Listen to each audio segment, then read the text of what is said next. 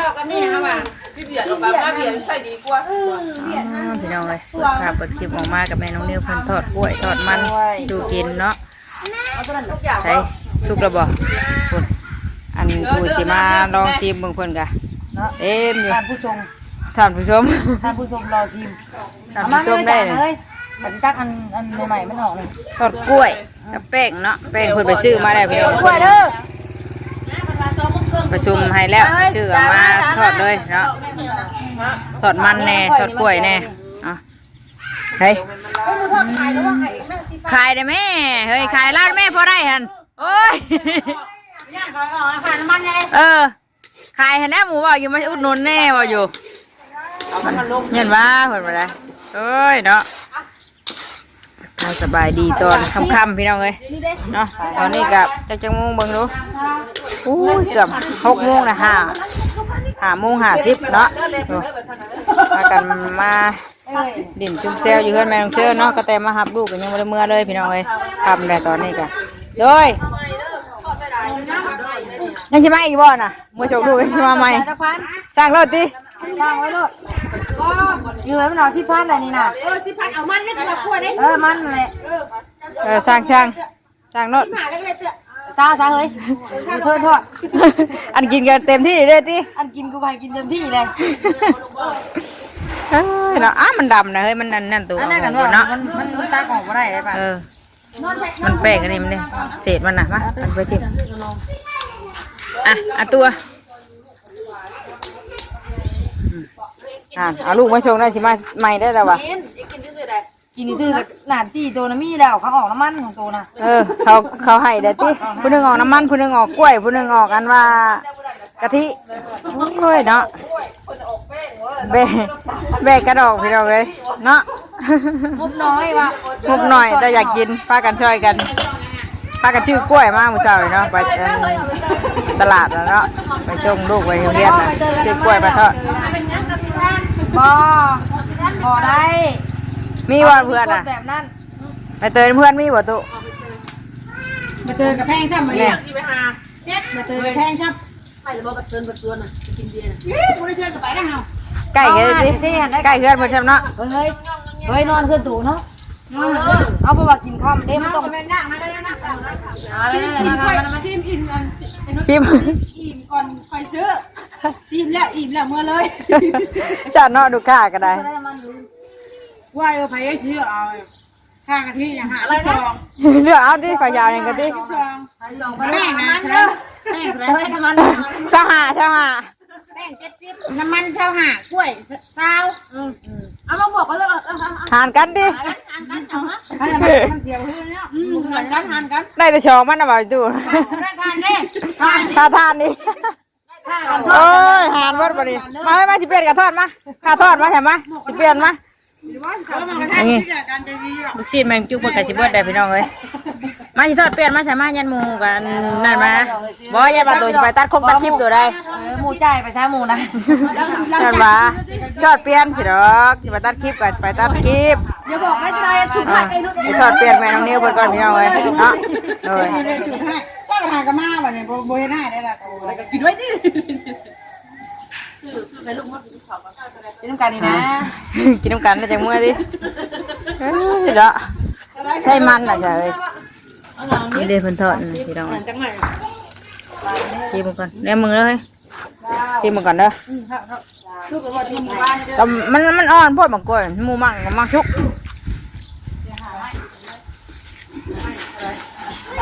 แซ่บพี่น้องเลยทอดกล้วยกินแม่นี่บ่เลยมันว่าเนี่ยมันให้ขายได้เชื่อมันว่าลิ้นมันให้มันว่าจริงหมดไม่เชื่อ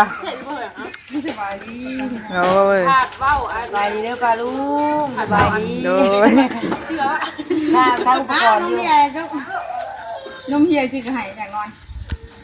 มึงแน่นี่ไปตะวันสิได้ยังหนึ่งซื้อกินคิดคือเพิ่นบ่อยากว่าเอาฝากหมู่บอกอยู่ว่าชื่อของฝากอย่างชมันเด้ออยู่ลูกเขาเจ้าว่างั้นน่ะมันเลาะได้อยู่แต่ว่าเป็นยังบัดนี่หา6 โมงงั้นไอ้ตอนนั้นบัดดึงลูกดึงหันดึงนี่ข้ามที่โกงอยู่ทั้งกี่ทั้งเหนียวเป็นยังนุตุไปกวดน่ะไม่เป็นยังนี่ป่ะไม่ได้เป็นยังว่า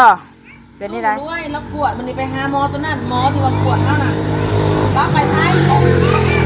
ลงอยู่ไทยเลยบริกวดเลยนะนี่แหละตุ้มลมแล้วกับปกติของเราวันที่15เรามาน่ะ ดีเลย บ่ ใช่เฮ้ยมาสิเปลี่ยนนี่ ในการ เอาขึ้นรถไปที่ใหม่บ่น่ะ เนาะมันพอดีเดืองได้ซ้ำนั่น กวดกับยาดอกมันเป็นมีช้างส่วนจะเป็นเม้นแล้วว่ะ ยังเป็นมินอยู่บ่ ถูกเป็นเม้นระบบเขาในหลัง เปล่าเรากับยังสาวกูเฮาอีกได้อ คนสวยนี่นะคะคือไม่มีมดลูกนะคะที่ยืนอยู่นี่นะ แม่เราไม่มาดูดิ เออ แม่มาเราเบิ้ลดูแม่มาเราเบิ้ลเดือดได้มันสว่าง เลยประเทศไทยได้ไอ้ปัวพังไทยเรามาเยี่ยมบ้านอีกเลย เฮ้ยจังมัน เราเจ้าอย่างจักเคยเราจอดเลยเฮ้ย เฮ้ยจังมันเราดีเลย ฮะจักความให้เรากะ ขึ้นมาพี่ที่ทองอ่ะ เมื่อเฮียได้ค่ะ ว้า เดี๋ยวให้อยู่ทอดไปทรายจานได้นี่ซีมกะ น้ำมันตัวนี้มันตั้งออกมาได้เลย เฮ็ดได้ฉะ ไปถ่ายแม่ ทอดทับเลยบ่น่ะ ครับเลยเนาะ มันมีนั่นเนาะ เปิดบ่อนี่ไว้แพงนี่ค่ะร้อย ใช่มันได้จ้ะเฮ้ย ดูดังนั้นเลย มาทอดเปลี่ยนเพิ่นก่อนพี่น้องไว้เนาะทอดเปลี่ยนแม่น้องนิ้วเพิ่นก่อน เอาเลยถึงแล้ว ค่ะ เอากล้องว่าเนี่ยกล้องที่ว่าจะถามแม่น้องโตอยู่แม่น้องโตได้นี่นะ เด้อว่าทอดเปลี่ยนแม่น้องนิ้วเพิ่นก่อนเนาะทอดกินนี่แหละบ่ได้ทอดทำราคาดอกว้าเฮ้ยกันทอดรถกันนุ่มจุ๊บแป๊ะ ตายเลย สองกันสองจอกจอกน้ำกันกันมักไว้นี่ได้ค่ะอย่าพูดว่าวันจุมันแป้งมันมากกว่าเลยอะไร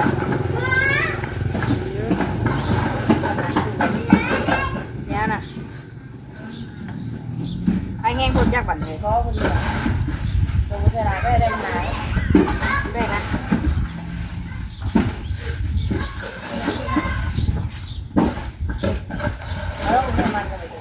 ได้ไปเจอตรงไหนแล้วจ้ะ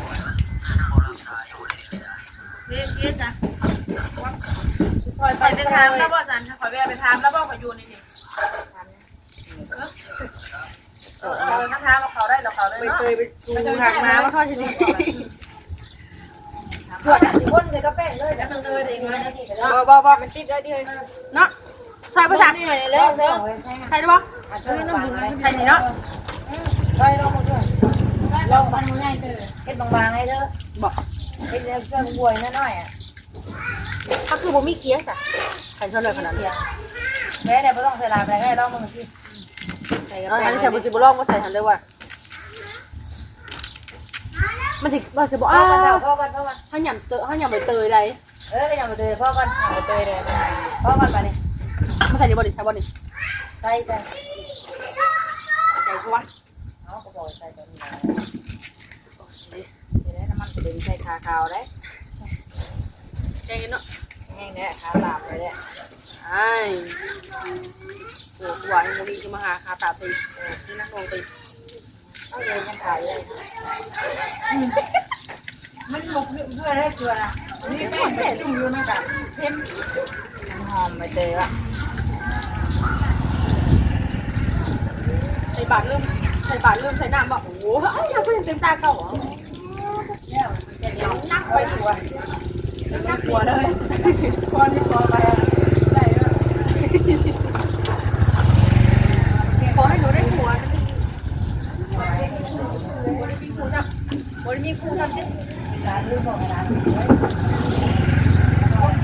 นหลับพวกเราเลยมันอันนี้ว่ามัน นี่เลยกินไปนั่งมูมาเลยลูกทุกแบบไปนั่งมูได้นอกแล้วเด้อ อย่าไปเบียดมัน จ้า เอ้ยมันเอ้ยมันจิ้มของมัน เราไปทำปลา กินก่อนหมักมันเลยกัน ไปกล้วยมันเอาไปกระโดด ง่ายใจละถ่ายเข้าไปแล้วถ่ายไปแล้วเชื่อป่ะ เนาะ อ้าวเราไปเจอกับของมุ้งที่ไปออกไปกับสมัยทำไม่มา3 โมงต้น3 โมง10 3 โมงใต้ได้แล้ว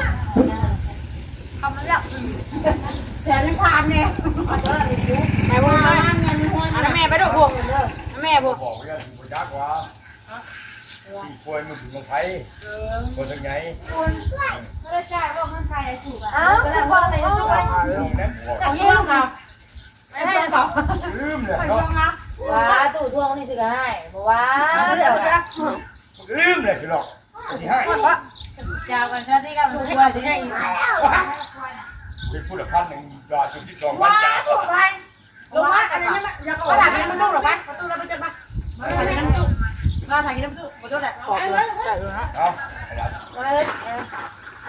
สองพันเอากล้วยอ่ะตู้ผมมีเงินทอนเอากล้วยนั่นไปจ้ะ โอ้ยกูอยาก เอาไปยัดยัด เอา ยัด ขอ ยั ง ด พี่เอา ยัดยัดยัดยัดยัด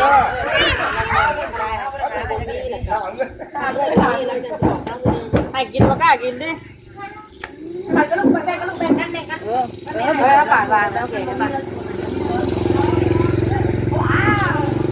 แซ่บประตูอันนึงแล้วก็ตอบแซ่บ ถ่ายกินน้ำประตูเลยตู้ เล่นมาประตูแล้วซื้อกัน อะไรเหรอ ก้อนเนาะเขาบอกมีเงินค่ะ ใช้ลูกเองนะ ใครกินน้ำประตู แซ่บเลยแล้วแซ่บเลยเธอ แค่ถ้ามึงไหนทางจะได้ ทายได้เลยเนาะเห็นไหมแซ่บเนาะแซ่บประตู เก็บของยากูนะ ไม่เป็นอย่างอื่นแต่ไหนซุปมันมาทำดูเลยกูวันนี้ไม่อยากให้เราซุปมันมาทำเลย น้ำปลาเท่าไหร่กันมันยากน้ำปลาพอแล้ว ตอนแรกก็อยากกินนะพี่น้องเอ้ย ยากนี่มันถ่ายพ่อร้องเป็นปัญญากูให้แล้วมันกูข้าเรื่องหลาน ปานนั้นว่าลายเนาะ อะไรที่ว่าพ่อเสียอะไรใครเอาสิแกแกให้ไปเลยแล้วบอก ในดีเอาหมักซีมาได้ ตายกู มาเอา เลยดูกับบัวดูกับดี บอกว่าลี เอา ได้ เอาจะขาดกันแน่ เฮ้ยนั่นจะเอาให้ได้ทางนั้นเนาะ จะขาย ต้มนะบ้านเนี่ยก็จ่ายต้องให้ลูก ยังพอดูต้มเนี่ย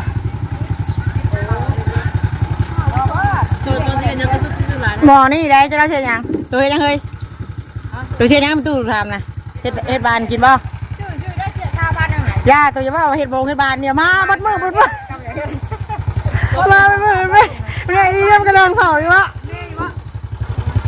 ลูกเฮ็ดของตู้อยู่พี่ตู่ชิต้มมาเลยนี่ เฮ้ยอย่าว่าคนช่างมาได้จ้ะห่านคนช่างมาได้ โอ้มีเงินก็ซื้อไม่ได้นะคะบ่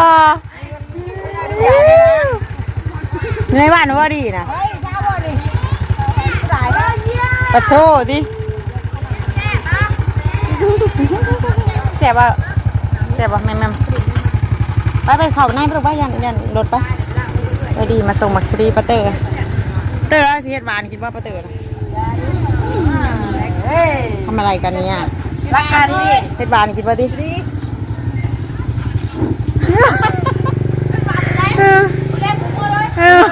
ผมว่าเลยกลัวอยู่บางครั้งอันนี้กลัวบางอย่างมาโดด โตลูกกับไผ่ลูกมาแม่ ลูกจะไปนะ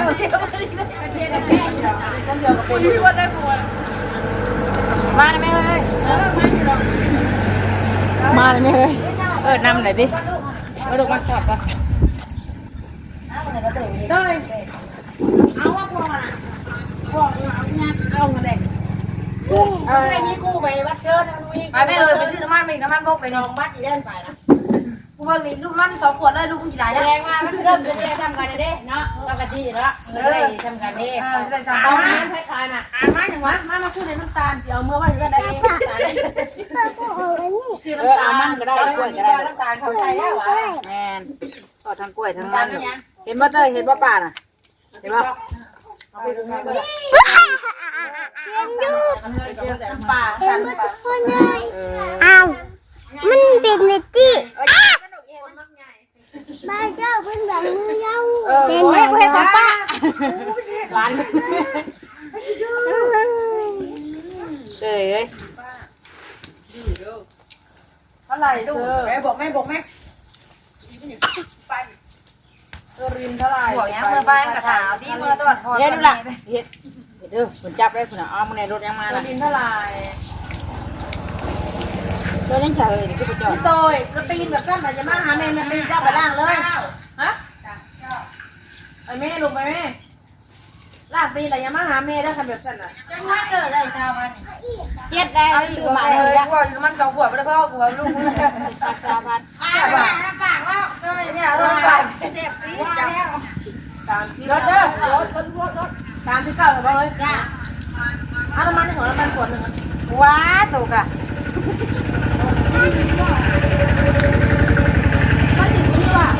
น้ำมันบดโวยขวดนึงกินน่ะว้า มันบ่น้ำมันขวดนึงนะน้องตัวละกะทิเยอะน้ำมัน2ขวดนะตัวกะทิหาย2,000จ่ายตัวละกะทิ แห้งลายไปสิ โอ้ยเข้าใจดิ เฮ็ดดูเฮ็ดเดี๋ยวมาเต้นได้ดูยัน เฮ้ยมาจ่ายค่าแม่ขยันก็ได้มั้ย กันได้บัดนี้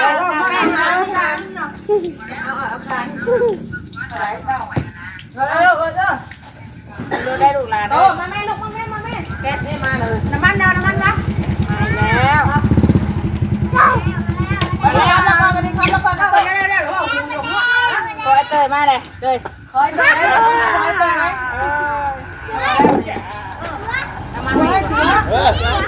เอ้ยดูลาได้ใช่เชียว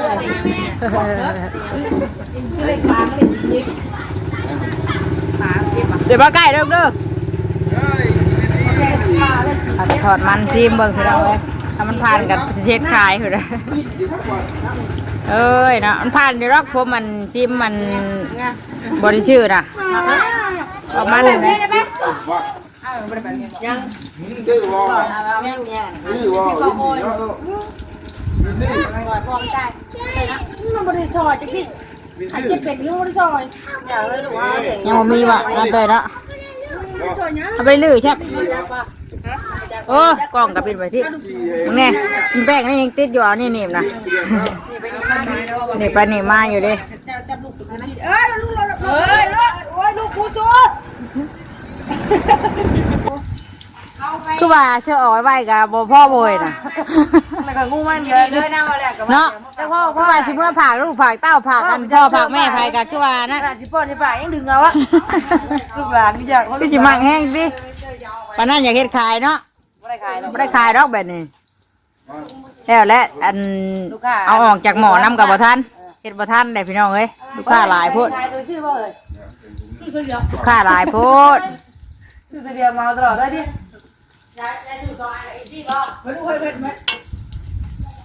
ทอดน้ำบ่ได้เอานะพี่น้องเอ้ยจังหน่อยสิเมื่อได้บ่ได้ค่ำได้เนาะลูกก็ถ่ายเตยตาเพิ่นบ่มาน่ะลงไปน้ำเมาลาเพิ่น ยามยังไม่ได้ย่างตลอดกล้วยนะรถขายของเอามาย่างเองบ่ลูกบอกไม่ย่าง ตามจ ลูกบอกย่างมันเก่านะ ำโตรถน้ำห่านรถยังเลยเฮ้ยรถได้ฮะ เดินมาเลยเฮ้ยเบิ่งเลยเฮ้ย ตู้รถตู้รถไหลยังมารถตู้นี่เนาะพวกน่ะโอ้ รถขายตู้ รถขายตู้อย่า แล้วมีรถตู้เดียวอ่ะ คำไหนยังบ่เมื่อยแล้วกันติรถขายตู้ พระราชยัง เยอะพระปูหันยักษ์น่ะ ว่าที่ให้อยากไปเขาอยู่ดีก็ให้ว่าตายไป หายไปที่ติ อยากไปของเขาเขาขึ้นรถดี ไปทอดอีกจังหน่อยพี่น้องเลยเนาะเดี๋ยวสิเมื่อน่ะแม่งเจอกันได้ แม่ตู้ไปใช้กับป้าลูกไปนี่ เราไปเบิ่งเลขเบิ่งเบอร์เนาะ เอาอย่างไรอยู่ ไปพอกันอีกคลิปหนึง เต้ยมาถามเลย คลิปนี้ไปแล้วสบายดีทุกคนโดย ดูไม่ดีว่าสิพันถูก